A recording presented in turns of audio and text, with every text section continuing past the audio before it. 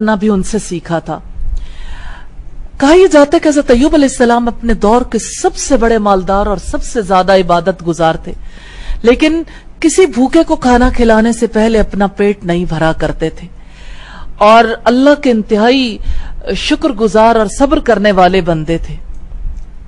उनकी जिंदगी को अगर हम देखना चाहें तो वो इस्लाह नफ्स की एक जिंदगी थी, कामिल जिंदगी गुजारने वाले थे हज़रत अय्यूब अलैहिस्सलाम।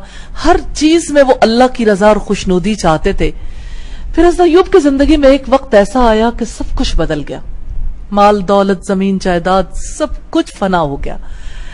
और अल हसन का कौल है कि हज़रत अय्यूब अलैहिस्सलाम पर जब आजमाइश नाजिल हुई, उनकी औलाद, उनका मालो दौलत सब कुछ खत्म हो गया, कोई चीज भी उनके पास न रही। मगर अय्यूब अलैहिस्सलाम की बीवी लैया ने बहुत ज्यादा सब्र किया और अपना हर मामला अल्लाह के सुपुर्द कर दिया। अय्यूब अलैहिस्सलाम एक आजमाइश में मुब्तला हुए। इनकी यह आजमाइश इनके बदन पर टूटी थी, इनके जिस्म में जिज़ाम फूट पड़ा और जुबान के सिवा कोई हिस्सा ऐसा नहीं था जो इस मर्ज से महफूज रहा हो। और यह बीमारी एक दो दिन की नहीं थी बल्कि 18 बरस पर मुहित थी। 18 बरस वो इस तकलीफ में मुब्तला रहे और इनकी बीवी ने रात दिन इनकी खिदमत की थी और हर दम अपने रब को याद किया था। हज़रत अय्यूब की बीमारी लंबी होती गई, शिद्दत इख्तियार कर गई, सब लोग इनसे घिन खाने लगे, ताल्लुक खत्म कर दिया और इनके दिल में इस हाल में भी अपने शौहर के लिए मोहब्बत और हमदर्दी थी। हर तरह खिदमत करती थी, हर तरह से ख्याल रखती थी, क्योंकि वो आसाइश का वक्त कभी नहीं भूली थी। कभी कभी उनके जहन में पिछला दौर घूम जाता था कि अय्यूब अलैहिस्सलाम अपनी खुशहाली के वक्त में, अच्छे वक्त में किस तरह उनका साथ दिया करते थे, ख्याल रखा करते थे।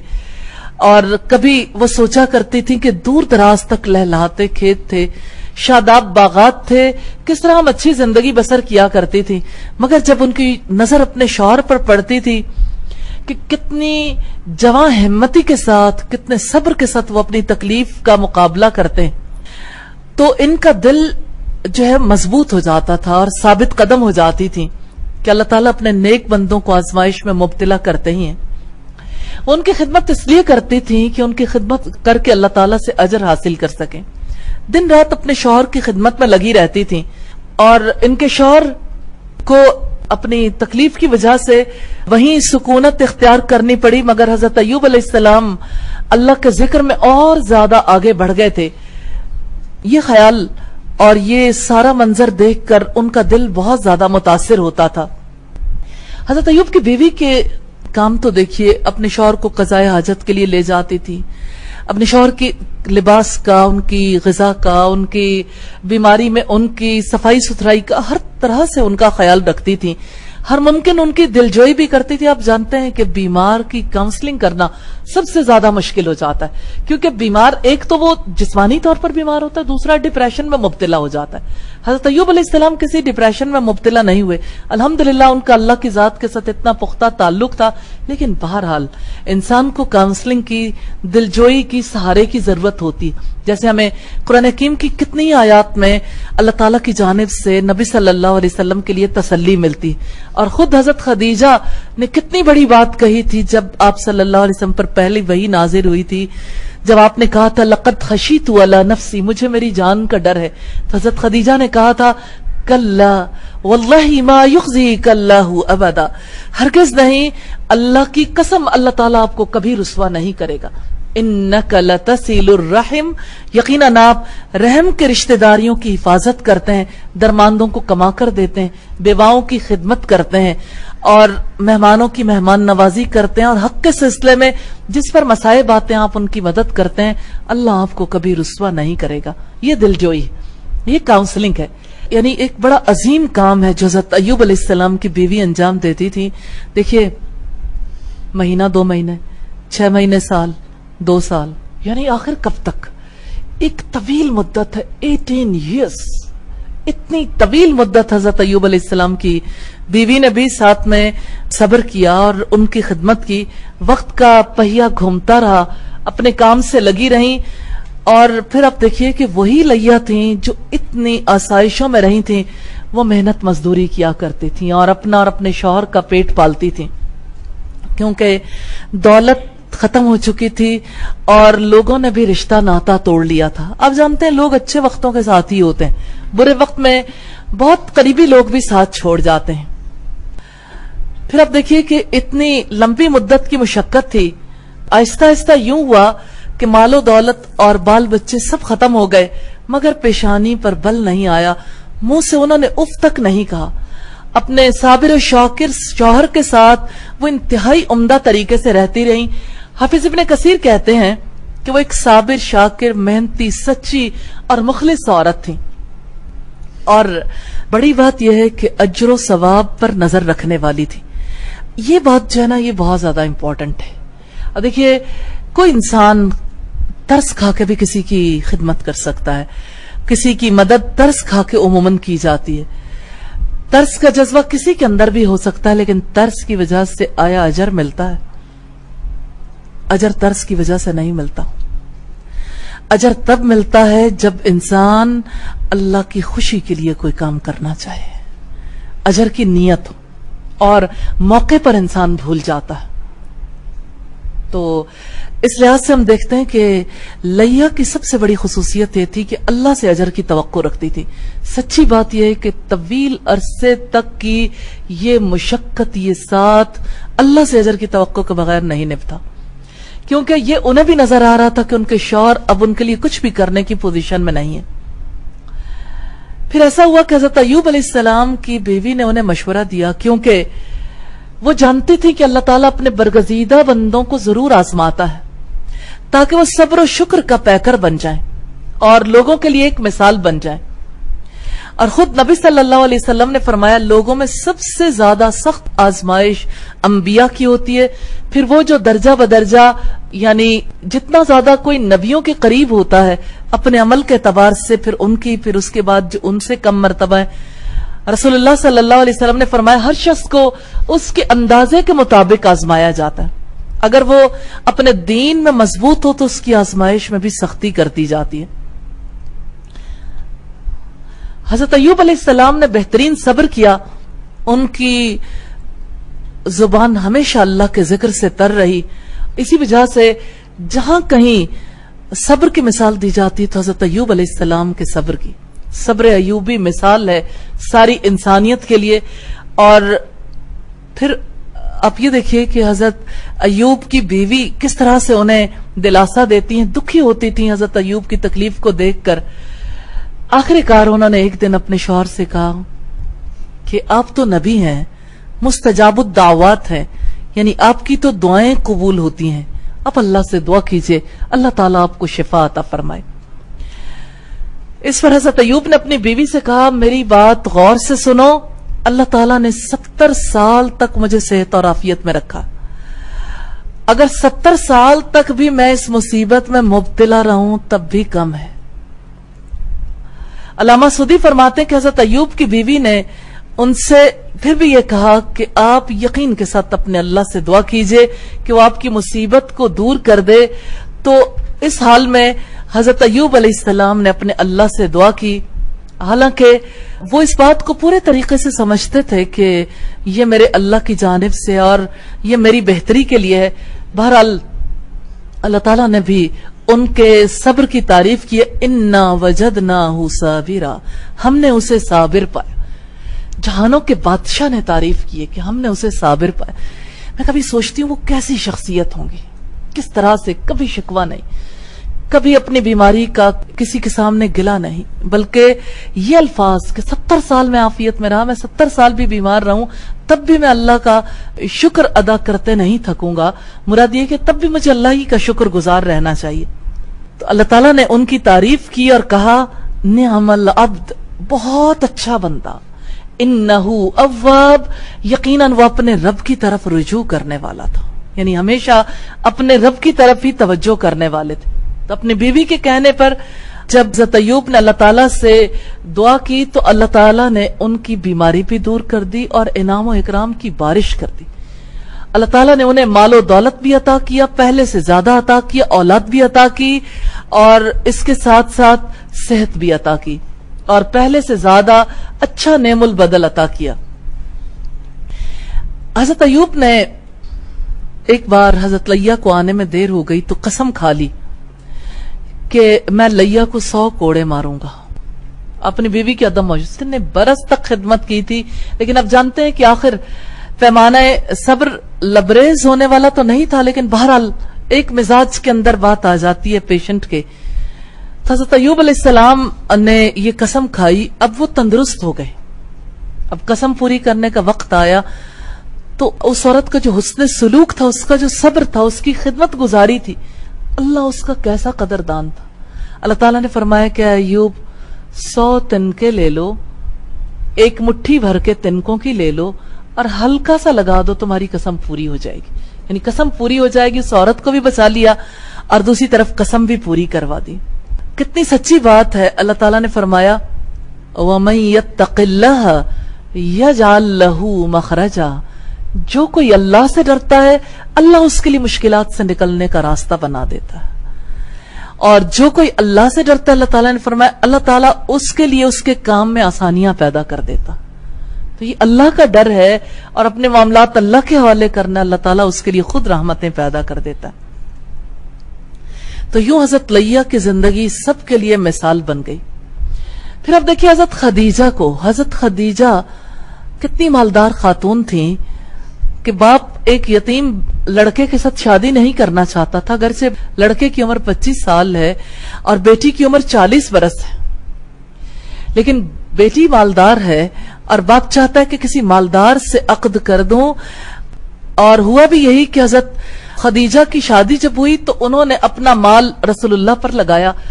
اور ابھی مالداری کی حیثیت ختم نہیں ہوئی تھی کہ مکہ والوں نے آپ صلی اللہ علیہ وسلم کو ایک بڑی آزمائش میں مبتلا کیا. اور آپ سب جانتے ہیں شیب ابی طالب، یعنی وہ محلہ، وہ علاقہ جہاں رسول اللہ صلی اللہ علیہ وسلم اور آپ کے رشتہ داروں کے گھر تھے، اس علاقے میں آپ کو محصور کر دیا گیا. کسی قسم کا کوئی قافلہ ان تک نہیں پہنچ سکتا تھا. ان کو وہ اس علاقے سے باہر نہیں نکلنے دیتے تھے.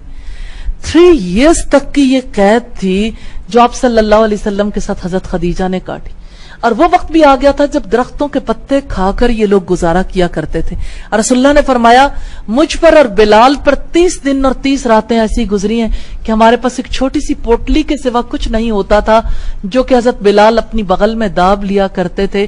اس میں کھجور کی گٹلیاں تھیں جن کو چوس کر واپس رکھ دیتے تھے. ان حالات میں حضرت خدیجہ نے رسول اللہ صلی اللہ علیہ وسلم کا ساتھ دیا. 14ویں بات یہ ہے کہ اللہ تعالیٰ کی بندگی میں، اللہ کی عبادت میں ایک مثالی مسلمان عورت ہمیشہ مددگار بنتی. عبادت کیا ہے، بندگی کیا ہے؟ بات یہ ہے کہ عبادت عبد سے ہے، عین با دال. غلامی کو کہتے ہیں، اطاعت کو کہتے ہیں، فرما برداری کو کہتے ہیں. ہمارے یہاں جس کو عبادت کہا جاتا ہے وہ اللہ تعالیٰ کے سامنے اس کی پرستش کرنا اور اس کی پرستش کے مختلف طریقے اختیار کرنا، جیسے نماز ہے، اسی طرح سے جیسے حج ہے یا زکوٰۃ ہے، یہ سب اللہ کی عبادت کے طریقے ہیں.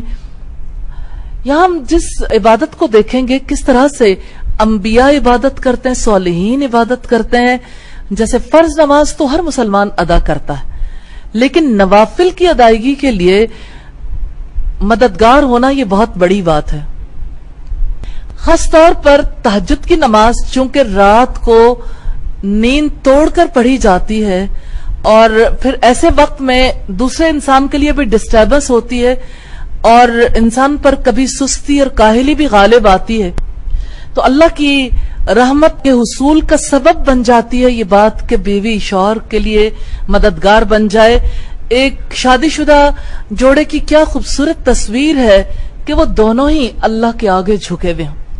سچی بات یہ ہے کہ جو اللہ کے آگے جھکنے والا ہے وہی قابل اعتماد ہے، وہی ٹرسٹ وردی ہے، کیونکہ جو اللہ سے ڈرتا ہے وہ اللہ کے ڈر کی وجہ سے تعلقات سیدھے رکھتا ہے. اور نیک لوگ ہمیشہ ایک دوسرے کے لیے مددگار ہوتے ہیں. حضرت ابو ہریرہ کی روایت کردہ حدیث سے ہمیں ملتا ہے آپ صلی اللہ علیہ وسلم نے ارشاد فرمایا اللہ کی رحمت ہو اس مرد پر جو خود رات کو عبادت کے لیے بیدار ہوتا ہے اور اپنی اہلیہ کو بھی بیدار کرتا کہ وہ نماز پڑھے، اور جب وہ بیدار نہیں ہوتی تو اس کے چہرے پر پانی کے چھینٹے مار کر اس کو جگاتا ہے. اور اللہ کی رحمت ہو اس عورت پر جو خود رات کو بیدار ہوتی ہے، اپنے شوہر کو بھی بیدار کرتی ہے تاکہ وہ نماز پڑھے، اور جب بیدار نہیں ہوتا تو اس کے چہرے پر پانی کے چھینٹے مارتی ہے۔ ابو داؤد کی روایت ہے 1450 اور نسائی کی روایت 1611 نمبر پر۔ ہم اس سلسلے میں حضرت یعقوب علیہ السلام کی بیوی راحیل کا واقعہ دیکھیں گے۔ راحیل حضرت یعقوب کی زوجیت میں سرزمین عراق میں 20 برس تک رہی تھی۔ راحیل اللہ پر ایمان رکھتی تھی، اپنے شوہر کے ساتھ مل کر اس کی عبادت کرتی تھی اور بتوں سے دلی نفرت رکھتی تھی۔ ان کے باپ لبان کے ملک عراق میں جگہ جگہ پھیلے ہوئے تھے۔ ان کی دلی خواہش یہ تھی کہ تمام بتوں کو توڑ پھوڑ کر رکھ دیں، جن کی وجہ سے لوگ گمراہ ہو چکے ہیں، وہ لوگ راہ راست سے ہٹ چکے تھے۔ اللہ تعالیٰ نے حضرت یعقوب علیہ السلام کی طرف وحی کی کہ وہ عراق کو خیر باد کہہ دیں اور اس طرح اپنے دادا کے مقدس ملک میں جا کر بس جائیں۔ یعقوب علیہ السلام نے اپنی بیگمات کو اور اولاد کو اس سے آگاہ کیا جو اللہ نے ان کی طرف وحی کی تھی۔ تمام افراد خانہ نے بھی اس کو تسلیم کر لیا اور بہت جلد اس پر عمل پیرا ہونے کے لیے تیار ہو گئے۔ سب سے آگے حضرت یعقوب کی بیوی راحیل تھی۔ یعقوب علیہ السلام نے اپنے اہل و عیال کو سفر کے لیے تیار کیا اور اپنے باپ کے وطن کی طرف چل پڑے۔ راحیل نے موقع پا کر اپنے باپ لبان کے بتوں کو بھی اپنے ساتھ لے لیا تاکہ کسی دور دراز جگہ جا کر نہر میں پھینک دیں۔ راحیل کے اس کارنامے کی کسی کو کانوں کان خبر نہیں ہوئی اور یعقوب علیہ السلام کی قیادت میں یہ قافلہ بیت المقدس کی طرف پہنچ گیا۔ جب وہ لوگ عراق سے کافی دور پہنچ گئے تو انہوں نے دیکھا کہ ان کے ماموں لبان اپنی قوم کے ہمراہ ان کے پیچھے آ رہے ہیں، کیونکہ لبان اپنے بتوں سے ہاتھ دھو چکا تھا۔ جب وہ یعقوب علیہ السلام سے ملا تو شکایت کرنے لگا، تم مجھے بتائے بغیر کیوں آ گئے؟ بتا دیتے تو کم از کم میں اپنی بیٹیوں سے اور اپنے بچوں سے مل لیتا۔ پھر پوچھا کہ کیا تم میرے بت بھی ساتھ لائے ہو؟ یعقوب علیہ السلام کو اپنے ماموں کے بارے میں کچھ معلوم نہیں تھا۔ انہوں نے صاف انکار کر دیا کہ بھلا ہم کیوں آپ کے بت ساتھ لانے لگے۔ لبان نے اپنی بیٹیوں کے سامان کی تلاشی لی مگر اس سے ناکامی ہوئی۔ دراصل راحیل نے وہ بت اپنے اونٹ کی زین میں چھپائے ہوئے تھے، خود اس پر سوار تھیں، اور ان کے والد ان کے پاس آئے تو وہ نیچے اتری اور معذرت کر لی کہ میری طبیعت صحیح نہیں ہے، اس لیے میں نیچے نہیں اتر سکتی۔ اور یوں ان کے والد لبان ناکام واپس لوٹ گئے کہ دراصل بتوں کا انجام تو ہے ہی بربادی۔ تو راحیل نے واپس آتے ہوئے یعنی ہجرت کرنے کے باوجود ایک اخلاص تھا والد کے لیے، اپنے باپ کے گھر کو بتوں سے پاک کر دیا تھا۔ یعقوب علیہ السلام اپنے والد اسحاق کے پاس آئے اور وہیں قیام کیا، کنعان کی سرزمین پر جہاں حضرت ابراہیم علیہ السلام رہا کرتے تھے، اور ہیبرون میں ہی یعنی یہ علاقہ کنعان کا تھا، اور یہاں دوسرے بیٹے بن یامین کی ولادت ہوئی جو کہ یوسف علیہ السلام کے سگے بھائی ہیں۔ یوسف علیہ السلام اور ان کے بھائی بن یامین یعقوب علیہ السلام کے بچوں میں انہیں سب سے زیادہ پیارے تھے، اور ان کا واقعہ سورہ یوسف میں تفصیل کے ساتھ ہمیں ملتا ہے۔ حضرت راحیل انبیاء کرام کی زوجات میں سے بہترین خاتون ہے، یعنی بہت اچھی خواتین میں سے ہیں۔ وہ اپنی مثال آپ تھیں وفاداری میں، شفقت میں، محبت میں، لیکن ان کی خاص بات عبادت گزاری میں مددگار ہونا، شکر گزاری میں یہ بڑی نمایاں خصوصیات رکھتی تھیں۔ راحیل کی شہرت کا یوسف علیہ السلام کی شہرت اور ان کی زندگی میں پیش آنے والے واقعات سے بڑا گہرا تعلق ہے۔ آزمائش کے وقت میں انہوں نے اپنے شوہر کا پورا ساتھ دیا۔ شیخ عبد الرحمن سعدی اپنی تفسیر میں بیان کرتے ہیں کہ یوسف علیہ السلام ان کے والدین اور بھائیوں کے قصے کا بہترین پہلو ہے کہ ہر فرد کے جذبات و احساسات بھرپور طریقے سے سامنے آئے ہیں۔ یہ لوگ بڑی آزمائشوں میں مبتلا ہوئے اور ان کی والدہ راحیل بے حد شکر گزار اور عبادت گزار خاتون تھی۔ اللہ تعالیٰ نے ان سارے بچھڑے ہوئے لوگوں کو کس طرح سے مصر میں دوبارہ ملایا تھا۔ تقریباً 20-21 برس کے بعد حضرت یوسف علیہ السلام اور ان کے اہل خاندان ایک جگہ پر ملے تھے، کیونکہ بھائیوں نے انہیں پہلے کنویں میں ڈال دیا، یہ بکے مصر پہنچے اور مصر سے پھر کس طرح سے قید خانے تک پہنچے، بیچ کے واقعات کسی حد تک آپ لوگ جانتے ہیں۔ اور پھر اب دیکھیے کہ اللہ تعالیٰ نے خواب کی تعبیر بھی انہیں دکھا دی۔ حضرت راحیل کے حوالے سے ہم نے یہ بات دیکھی خاص کہ بتوں سے انتہائی نفرت تھی اور اپنے باپ کے گھر کو بھی بتوں سے پاک کرنے کی کوشش کی. پھر شوہر کا کس طرح سے ساتھ دیا آپ جانتے ہیں. آنکھیں اپنے بیٹے کے غم میں سفید ہو گئی تھیں اور کس طرح سے انہوں نے اپنے شوہر کا ساتھ دیا. اور حافظ ابن کثیر اپنی تفسیر میں یہ بیان کرتے ہیں کہ کس طرح یہ بات میں حضرت یوسف علیہ السلام کے ساتھ رہیں اور اللہ تعالیٰ نے انہیں بیٹے کے ساتھ رہنے کا موقع بھی دیا اور پھر وہیں پر انہوں نے وفات پائی.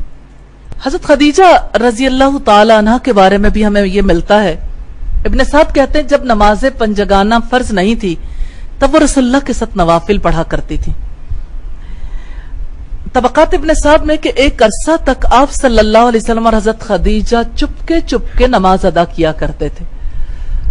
تو یہ شوہر اور بیوی کے تعلق میں انتہائی اہمیت کی حامل بات ہے. شوہر اور بیوی کا تعلق محض پیٹ کا تعلق نہیں ہے کہ بیوی کھانے کے لیے اہتمام کر دے, بیوی لباس کے لیے انتظام کر دے, بیوی گھر کی صفائی ستھرائی کا انتظام کر دے. یہ تعلق شعوری نوعیت کا ہے. اس شعوری تعلق کے لیے جو بنیاد ہے وہ رب کا تعلق ہے. جن لوگوں کا آپس میں تعلق مضبوط ہوتا ہے وہ کسی بنیاد پر مضبوط ہوتا ہے. تو دونوں ہی رب کے عبادت گزار ہوں, دونوں ہی رب سے ڈرنے والے ہوں تو تعلق میں مضبوطی بڑھ جاتی ہے. 15ویں خصوصیت یہ ہے کہ ہمیشہ مثالی عورت اپنے شوہر کو نیکیوں کی رغبت دلاتی ہے اور انفاق فی سبیل اللہ کے لیے ابھارتی. عام نیکیوں کے لیے رغبت دلانا تو آسان ہے لیکن مال خرچ کرنے میں ترغیب دلانا یہ تھوڑا سا عورت کے لیے مشکل ہوتا, کیونکہ عمومی طور پر جو خواتین اللہ کے ساتھ زیادہ محبت نہیں رکھتی ان کی دلچسپی کے پہلو اور ہوتے ہیں. دلچسپی کے پہلو لباس ہو سکتا ہے, جیولری ہو سکتی ہے, مال کمانا ہو سکتا ہے, بچانا ہو سکتا ہے, جمع کرنا ہو سکتا ہے, یا اسی طرح سے مال کو بے جا خرچ کرنا ہو سکتا ہے. لیکن مال کو اللہ کی راہ میں خرچ کرنا تو اسی خاتون کی سمجھ میں آتا ہے جو عورت اللہ سے بے پناہ محبت رکھنے والی ہو. ایک سچی مومنہ عورت ہمیشہ اپنے شوہر کو بھلائیوں پر آمادہ کرتی, یہی بات اس کے لیے بھلائیوں میں اضافے کا سبب بنتی ہے. اور اس بارے میں ام دہدہ کا نام بڑا روشن ہے جنہوں نے اپنے شوہر کو انفاق فی سبیل اللہ پر بہت زیادہ ابھارا تھا اور کس طرح سے ان کی نیکی میں ان کا بھرپور ساتھ دیا تھا. ہوا یہ کہ ابو دہدہ نے اللہ کے رسول صلی اللہ علیہ وسلم کے ہاتھ پر اپنا باغ اللہ کو قرضے میں دے دیا, یعنی اللہ کی راہ میں خیرات کر دیا. اس باغ میں ان کا گھر بھی تھا, اس باغ میں میٹھے پانی کا کنواں تھا. ابو دہدہ نے جب یہ باغ دے دیا تو باہر ہی سے آ کے پکارا کہ ام دہدہ باہر آ جاؤ کہ میں نے یہ باغ اللہ کو قرضے میں دے دیا. تو ام دہدہ نے کہا ابو دہدہ تم نے بہت اچھا سودا کیا. اپنے آپ کو ایک لمحے کے لیے ام دہدہ کی جگہ پہ رکھ کے دیکھ لیجئے کہ زندگی کا کل سرمایہ, کل پونجی شوہر اس کا فیصلہ کر کے آ جائے اور اس کے لیے خاموشی اختیار کرنا شاید یہ تو ممکن ہو جائے, لیکن بڑھ کر یہ کہنا کہ بڑا اچھا سودا کیا یہ بڑے دل جگرے کی بات ہے. اور یقیناً علم کے بغیر, شعور کے بغیر, پوری سمجھ کے بغیر, حکمت اور فہم کے بغیر ایسی بات کرنا ممکن نہیں ہوتا. تو ام دہدہ نے یہ کہا تھا, جب ابو دہدہ نے کہا کہ میں نے یہ باغ اللہ کی راہ میں دے دیا اس امید پر کہ مجھے اس کے بدلے میں جنت میں کھجوروں کے خوشے ملیں گے, تو کہنے لگی واہ کیا نفع بخش سودا ہے کہ میرے شوہر نے کتنا زبردست سودا کیا, کیا ہی نفع بخش خریداری ہے. رسول اللہ نے اس واقعے پر ارشاد فرمایا ابو دہدہ کے لیے جنت میں کتنے ہی زیادہ خوشیں, یعنی جتنا کچھ اس نے دیا اس سے کئی گنا زیادہ. آپ صلی اللہ علیہ وسلم نے یہ فقرہ بار بار دہرایا. ابن حبان, مسند احمد اور مستدرک حاکم کی روایت. 16ویں خصوصیت یہ ہے کہ شوہر کے پہلو بپہلو ایسی عورت کھڑی ہوتی ہے اور اس کو مناسب مشورے دیتی ہے جس کو اللہ تعالیٰ نے نیکی اور صالحیت کے اعزاز سے نوازا. اللہ تعالیٰ نے جو طریقہ کار اس زمین پر زندگی بسر کرنے کا بتایا اور اس کی ترقی کا جو راز بتایا, اس میں مرد اور عورت دونوں ہی انسانی تہذیب کی تعمیر میں اور اس کی ترقی میں نمایاں کردار ادا کریں گے. اس سلسلے میں نہ مرد عورت سے بے نیاز ہو سکتا ہے, نہ عورت مرد سے بے نیاز ہو سکتی ہے. لہذا دونوں کو ایک دوسرے کے ساتھ تعاون کرنا چاہیے. اسلام اس بات کی تائید کرتا ہے کہ مرد اور عورت کو ایک دوسرے کے ساتھ معاونت کرنی چاہیے. اس سلسلے میں حضرت ہاجرہ کا نام سر فہرست ہے. جب حضرت ابراہیم علیہ السلام حضرت ہاجرہ کو لے کر بے آب و گیا وادی میں گئے، اس موقع پر انہوں نے ایک پانی کی مشک کر چھوٹی سی کھجوروں کی پوٹلی ان کے حوالے کی. وہ علاقہ کیسا تھا؟ ہو کا عالم، ایسی تنہائی اور سناٹا کہ نہ کسی پرندے کی آواز ہے نہ کسی جانور کی آواز ہے، کیونکہ جہاں پانی نہ ہو وہاں جاندار بسا نہیں کرتے. ایسے میں جب ننھے بچے کے ساتھ حضرت ہاجرہ تنہا رہ گئیں اور حضرت ابراہیم علیہ السلام انہیں وہاں چھوڑ کر جانے لگے، پیچھے آ گئیں، کہنے لگیں، جب بالکل نظروں سے اوجھل ہونے لگے تو بھاگی بھی آئیں اور پوچھا، مجھے کس کے حکم سے یہاں چھوڑے جا رہے؟ اس پر حضرت ابراہیم علیہ السلام خاموش ہو گئے. حضرت ہاجرہ نے پھر پوچھا، کس کے حکم سے چھوڑے جا رہے ہو؟ حضرت ابراہیم علیہ السلام جب خاموش رہے تو انہوں نے کہا، کیا اللہ کے حکم سے؟ تو انہوں نے سر ہلا دیا. اس پر حضرت ہاجرہ نے کہا، تاریخ میں ایسے الفاظ سنہرے حروف سے لکھے جانے کے قابل ہیں، اور حقیقت یہ ہے کہ یہ ایسے الفاظ ہیں جو سب کے لیے نمونہ ہے. حضرت ہاجرہ نے کہا تھا، لا یضیعن اللہ ابدا، پھر اللہ ہمیں کبھی بھی ضائع نہیں کرے گا. سچی روایات ہمیں یہ بتاتی ہیں کہ سیدہ ہاجرہ کے مشکیزے کا پانی ختم ہو گیا، ان کے جگر گوشے کو پیاس محسوس ہوئی. انہوں نے ادھر ادھر پانی تلاش کیا مگر پانی کہیں نہیں پایا، اور قریب تھا کہ بچے کے دکھ کی وجہ سے ان کا جگر چھلنی ہو جاتا. ایک جانب انہیں مقام بلند دکھائی دیا، یہ صفا نامی پہاڑ تھا. اس پہاڑ پر چڑھ کر انہوں نے ادھر ادھر نگاہ دوڑائی لیکن کچھ بھی نظر نہیں آیا. پھر ایک اور بلند مقام پایا جس کا نام مروہ تھا، اور پھر وہ ایک پہاڑی سے دوسری پہاڑی پہ بھاگتی بھی گئیں، دوسری پہاڑی سے پہلی پہاڑی کی طرف آئیں. 7 چکر انہوں نے کاٹے، حتیٰ کہ دوبارہ یہ واپس مروہ پہاڑی پہ پہنچ گئیں. انہوں نے ایک عجیب و غریب آواز سنی، اپنے آپ سے ہی بات کرنے لگی، میں نے کچھ سنا ہے، کیا کوئی مدد کا سامان ہے؟ جانتی تھی یہاں کوئی نہیں بستا، کوئی مددگار نہیں ہے. انہوں نے اپنی نگاہوں سے دیکھا، ایک بڑے درخت کے نیچے ایک آدمی کو بچے کے سر کے پاس کھڑے دیکھا. وہ ابھی قریب بھی نہیں آئی تھی کہ اس نے اپنی ایڑی کو زمین پر زور سے دے مارا. دیکھتے ہی دیکھتے چشمے کا پانی جاری ہو گیا. انہوں نے اپنے بیٹے کو بھی پانی پلایا اور اس پانی کو اکٹھا بھی کرنا شروع کر دیا. اور سچی بات یہ ہے کہ چشمے کا وہ پانی جسے آج ہم زمزم کے نام سے جانتے ہیں، دراصل حضرت ہاجرہ کے توکل اور اللہ پر حسن ظن کا نتیجہ ہے. تو یہ حضرت ہاجرہ کی حیات کے بہترین پہلو ہیں. اور آپ دیکھیے کہ حضرت ہاجرہ نے کیسے اپنے بیٹے پر، اپنے شوہر پر اور اپنے ان حالات میں صبر کیا تھا. یہی وہ حالات و واقعات ہیں جن کی وجہ سے انہیں رسول اللہ کی جدہ ہونے کا اعزاز حاصل ہوا کہ رسول اللہ صلی اللہ علیہ وسلم انہی کی نسل سے پیدا ہوئے تھے. پھر آپ اس خاتون کو دیکھیے، شوہر کی مددگار ہے لیکن اتنا فہم رکھنے والی ہیں کہ قبیلہ جرہم کے لوگ جب آ کے حضرت ہاجرہ کے پاس یہ کہنے لگے کہ آپ ہمیں اجازت دیجئے کہ ہم اس جگہ پر پڑاؤ ڈال سکیں، رہائش اختیار کر لیں، تو حضرت ہاجرہ نے فوراً کہا، پانی پر میرا حق ہوگا. یہ وہ پہلا کانٹریکٹ ہے، پہلا معاہدہ ہے تاریخ انسانی میں جو ایک عورت کے ہاتھوں طے پایا. اور آپ جانتے ہیں اس عورت نے اپنے شوہر کی اللہ کی عبادت میں اللہ کے حکم کو پورا کرنے میں مدد کی تھی. اور یہی عورت ہے جس نے ایک شہر بسانے کا پہلا معاہدہ کیا، اسی شہر میں اللہ کا گھر ہے.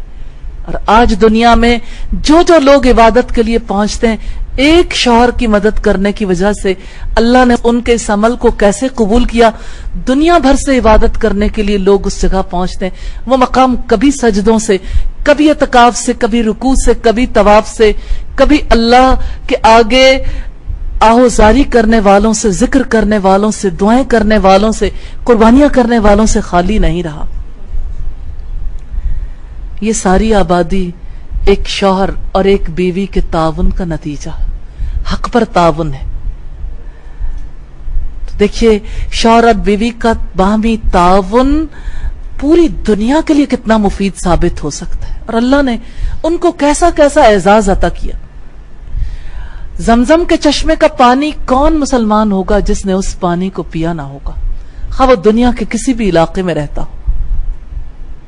अल्लाह ने उस पानी को कितनी वुसअत, कितनी उस पर तहकीकात हुई, पानी आता कहां से, नीचे वाटर लेवल कहां है, कहां से इतना पानी पूरी दुनिया को फराहम किया जाता है। लोग टनों पानी किस तरह से इलाकों में तकसीम कर चुके, कहां कहां तक ये पानी पहुंचता। ये अल्लाह की बरकत है। एक औरत और उसके नन्हे बच्चे की वजह से अल्लाह ताला ने कितनी बरकत अता की। जमजम का चश्मा इस बात की यादगार है कि अल्लाह अपने ऊपर तवक्कल करने वालों के लिए काफी हो जाता है। रब्बुल इज्जत ने फरमाया वमन यतवक्कल अलल्लाहि फहुवा हस्बुहु, जो कोई अल्लाह पर तवक्कल करता है अल्लाह उसके लिए काफी हो जाता है। वयरज़ुकुहु मिन हैसु ला यहतसिब, और उसे ऐसी जगह से रिज़्क देता है जहां से उसने गुमान भी ना किया हो। तो हज़रत हाजरा का जो मकाम है, जो मर्तबा है आज इंसानी तारीख में, वो किसी की निगाहों से ओझल नहीं है। एक शहर की इब्तिदा, एक इबादत गाह जो अल्लाह का घर है, पहला घर इस जमीन पर, ये सब कुछ एक औरत की मदद का और एक औरत की कुर्बानियों का नतीजा है। और अल्लाह जिसको चाहे अपने लिए मुंतखब कर ले। हकीकत यह है कि बंदा थोड़ी सी कुर्बानी देता है और अल्लाह ताला कितनी कदर करता है। आज उन्हें गए हुए सैकड़ों नहीं हजारों बरस बीत गए, लेकिन अल्लाह की रहमतों का सिलसिला जारी है और दिन ब दिन उसमें इजाफा होता जा रहा है। इससे आप ये भी अंदाजा लगा सकते हैं कि अल्लाह ताला अमल को देखता है, ये नहीं देखता कि कोई मर्द हो तो कबूल कर लो, औरत हो तो कबूल ना करो। अगर औरत ज्यादा बड़ा काम करती है तो उसके लिए ज्यादा बड़ा अजर है, और ये बंदे का इखलास है जिसको रब कबूल करता है।